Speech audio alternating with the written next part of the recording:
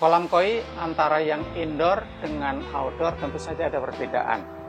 Nah, agar kita bisa mengelola kolam kita dengan baik, sekarang kita bahas apa perbedaan antara indoor dan outdoor.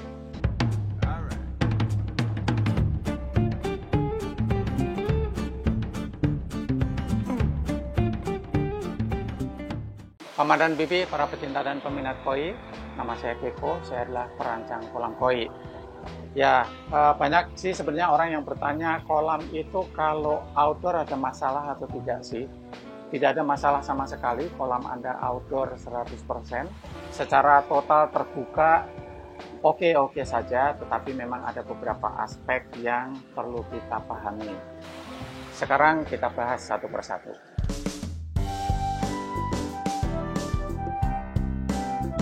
Yang pertama adalah hujan. Ini sudah jelas ya. Dan sebenarnya tentang hujan ini saya juga pernah membuat video secara khusus. Anda bisa melihat lagi kalau mau yang ada di sebelah kanan atas ini. Hujan itu memang mempunyai pengaruh yang besar terhadap kolam koi yang kita miliki. Ini sudah pasti, kalau kolam kita outdoor akan kena hujan. Aspek yang paling perlu dipahami tentang hujan adalah soal pH. pH air hujan itu rata-rata rendah, jadi di bawah 7 pasti, bahkan di bawah 6 itu hujan yang normal ya. Sehingga tentu saja akan berpengaruh terhadap pH kolam koi kita. Air hujan juga mempunyai potensi untuk membawa polutan juga, karena udara yang kita miliki ini tidak selalu bersih. Langit kita ini juga mempunyai pengotor-pengotor yang juga akan berpengaruh kepada kolam kita. Oke, sekarang lebih jauh lagi tentang pH-nya. Air hujan karena pH-nya rendah juga cenderung akan menurunkan pH air kolam kita. Dan kita semuanya sudah tahu kalau pH atau bahkan parameter yang lain juga kalau berubah secara mendadak itu akan menjadi stress factor untuk koi kita.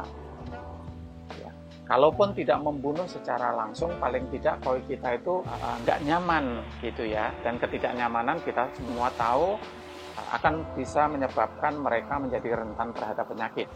Apalagi kalau kolam koi yang kita miliki cukup dangkal, tentu pengaruh air hujan akan menjadi lebih besar lagi. Jadi perubahan pH-nya menjadi lebih drastis dan ini menjadi stress factor yang lebih besar kepada koi kita. Maksudnya koinya lebih stres gitu. Beberapa penggemar bilang ke saya, kalau hujan koinya itu kelihatannya malah lebih gembira gitu. Mereka pada mangap-mangap ke atas kayak gitu. Iya sih, tapi sebenarnya apa yang mereka lakukan itu mereka mangap-mangap ke atas. Menurut dugaan saya mereka lebih karena menganggap tetesan air hujan itu seperti pelet yang jatuh ke kolam, jadi mereka kayak mau makan gitu ya. Jadi bukan karena menyambut air hujan, tetapi mengira air hujan itu kayak pakan. Jadi mereka ya kalau dikasih pakan ya tentu saja mereka akan mangap-mangap dengan senang hati. Makanya kelihatannya sih riang gembira, tetapi kondisi yang sebenarnya tidak seperti itu. Nah, tentu saja ini berbeda dengan kolam indoor ya. Kalau kolam indoor kan dia 100% tidak terkena air hujan, sudah pasti. Jadi hujan badai tidak akan berpengaruh kepada kolam Anda kalau kolam Anda ada di dalam ruangan, 100% ada atapnya. Perbedaannya ada di situ.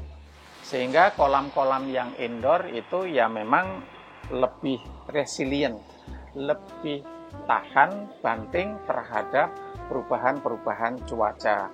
Apalagi pada saat pancaroba, hujannya menjadi lebih tidak tentu, kadang hujan, kadang tidak, kadang-kadang mendadak hujannya, dibarengi dengan perubahan-perubahan temperatur udara. Nah, ini pengaruhnya akan menjadi lebih besar lagi ke kolam-kolam yang outdoor, yang ada di luar ruang.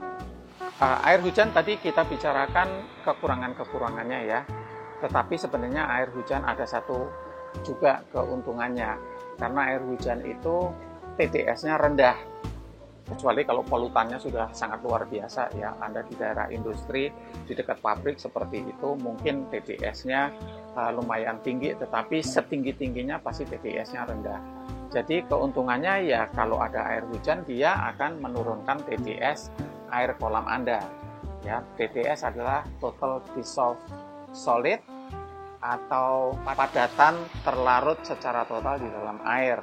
Nah, tentang TDS ini Anda boleh kalau mau lihat lagi video lama banget yang ada di sebelah kanan atas ini tentang parameter air kolam koi. Jadi memang ada minusnya, tapi juga bagaimanapun ada kelebihan dari air hujan.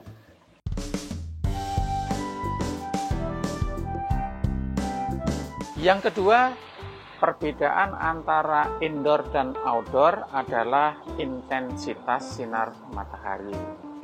Ya, kolam kita kalau ada di luar ruangan tentu saja akan mendapatkan intensitas matahari yang lebih penuh, yang lebih banyak.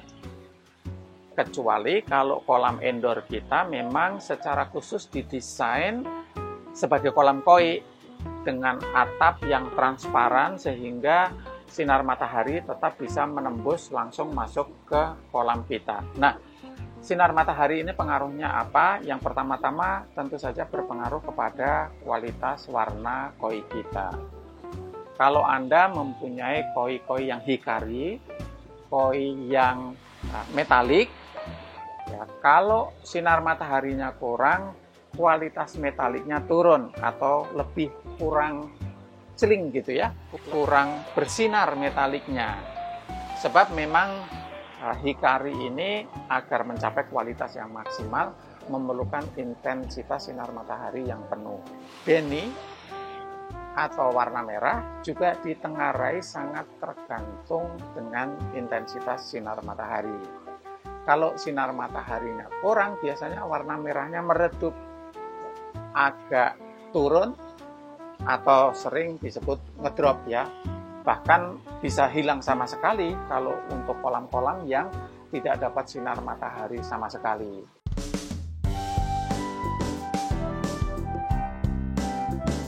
Kalau kolam kita ada di luar ruang, mendapatkan intensitas sinar matahari yang penuh, ini juga mempunyai pengaruh yang lain lagi, yaitu terhadap vegetasi air. Tumbuh-tumbuhan di dalam air.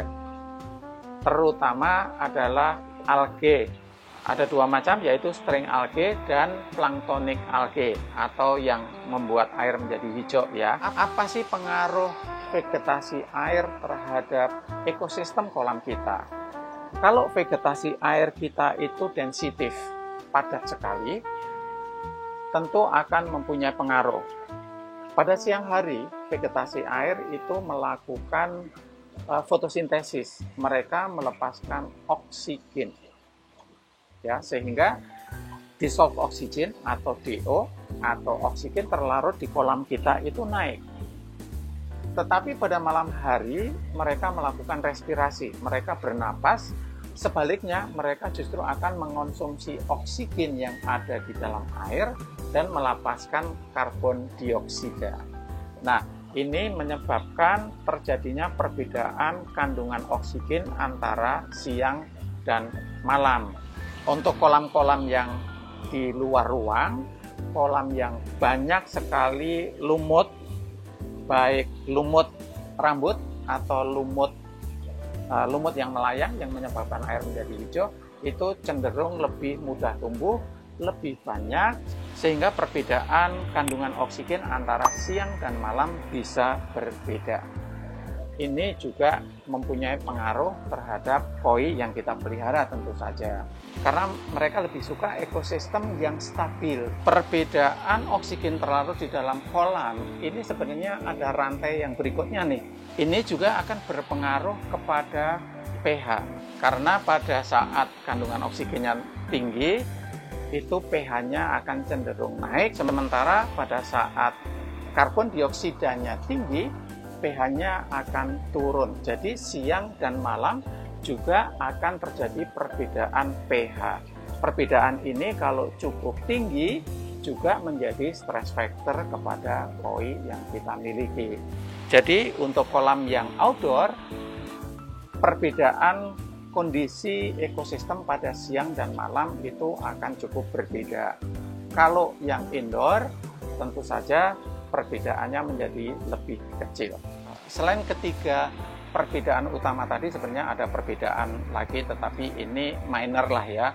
Ini perbedaan kecil. Kalau kolam kita outdoor itu lebih gampang kemasukan pengotor-pengotor dari luar kolam, daun-daun yang jatuh dan hal yang lain-lain.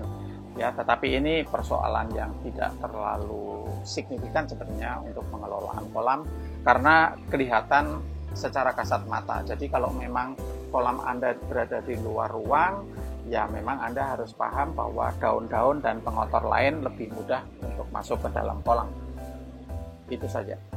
Nah, setelah kita tahu ada perbedaan tadi, tentu pertanyaan berikutnya bagaimana kita mendesain dan mengelola kolam, apa bedanya antara yang outdoor dengan yang indoor. Karena kolam outdoor perbedaan pH-nya antara siang dan malam itu cenderung lebih besar, maka kita harus melakukan buffer terhadap pH-nya secara lebih teliti, secara lebih benar untuk kolam outdoor. Ya, untuk kolam outdoor, KH atau carbonate hardness-nya benar-benar harus mencapai 100 mg per liter atau 5,5 DKH. Ini mutlak perlu karena memang ada potensi perbedaan pH antara siang dan malam yang cukup signifikan. Ini perlu sekali untuk diperhatikan. Sementara untuk kolam indoor, kolam yang tidak kena hujan, hal ini boleh sedikit diabaikan. Artinya KH di bawah 100 mg per liter masih oke, tetapi tidak boleh di bawah 70 mg per liter. Itu tetap harus karena faktor yang mempengaruhi pH tidak hanya hujan saja, tetapi juga ada beberapa faktor yang lain. Ini yang nomor satu. Dan ini tentu saja bukan hanya dalam hal pengelolaan saja, pH buffering ini sudah harus dipikirkan sejak Anda mendesain kolam Anda. Sehingga nanti kolam Anda itu bisa muat media yang memang dipergunakan untuk melakukan pH buffering. Untuk sinar matahari, untuk kolam outdoor memang kita mendapatkan keuntungan ya. Untuk kolam yang memang kita mau hindarkan dari air hujan, ya kolam indoor, ya memang sebaiknya kita menggunakan atap yang transparan. Jadi kita masih bisa mendapatkan keuntungan dari sinar matahari, tetapi kita bisa menghindarkan ketidakuntungan dari air hujan. Jadi itu merupakan sebuah solusi yang cukup baik. Bahkan juga atap yang kita bikin untuk kolam koi kita ini juga bisa didesain agar intensitasnya benar-benar pas seperti yang kita perlukan gitu. Sehingga sinar mataharinya masih bisa dapat, keuntungan yang kita kehendaki untuk warna masih bisa kita dapatkan, tetapi ketidakberuntungannya karena faktor yang ketiga yaitu vegetasi air tetap bisa kita minimalisir meskipun tidak bisa 100% ya dalam hal meminimalisir vegetasi air. Untuk mengatasi vegetasi air yang berlebihan, bagaimana caranya? Yang pertama, ya, kita boleh memasang lampu UV. Makanya lampu UV biasanya diperlukan lebih banyak untuk kolam-kolam yang outdoor agar benar-benar algenya bisa lebih terkendali. Meskipun tidak bisa sama sekali menghilangkan alge, ya, tetap akan tumbuh seperti kolam saya ini. Bahkan kolam saya malah nggak pakai lampu UV, ya, algenya tetap tumbuh. Tetapi ya, kita harus paham bahwa kalau vegetasi airnya cukup densitif padat seperti kolam saya ini, ya memang faktor-faktor yang lain harus diperhatikan, terutama pH bufferingnya tadi sehubungan dengan string algae atau lumut rambut ya. Makanya kalau kolam-kolam yang outdoor itu saya lebih banyak menyarankan warnanya hitam, karena warna yang hitam ini cenderung lebih banyak bisa menahan tumbuhnya lumut gitu ya. Kalau kolam Anda warnanya lebih terang lagi, lumut rambutnya itu tumbuhnya akan jauh lebih tidak terkendali lagi. Makanya kolam yang dicat dengan warna-warna yang lebih terang biasanya kolam-kolam yang indoor, atau kolam yang ada di greenhouse, atapnya transparan tetapi intensitas sinar mataharinya juga tidak sekuat kolam yang 100% terbuka. Yang berikutnya soal pemeliharaan atau soal maintenance ya. Kolam outdoor kita pasti paham bahwa memerlukan frekuensi pemeliharaan yang lebih sering. Pembersihan media filter, khususnya filter mekanis kita harus dilakukan lebih sering karena memang kotorannya akan jauh lebih banyak, berlipat-lipat. Bahkan dari bangkai lumutnya pun sudah akan banyak, lepas dari seberapa banyak pakan yang Anda masukkan ke dalam kolam, bangkai lumutnya sudah akan banyak, tidak memperhitungkan lagi daun-daun yang jatuh ke kolam.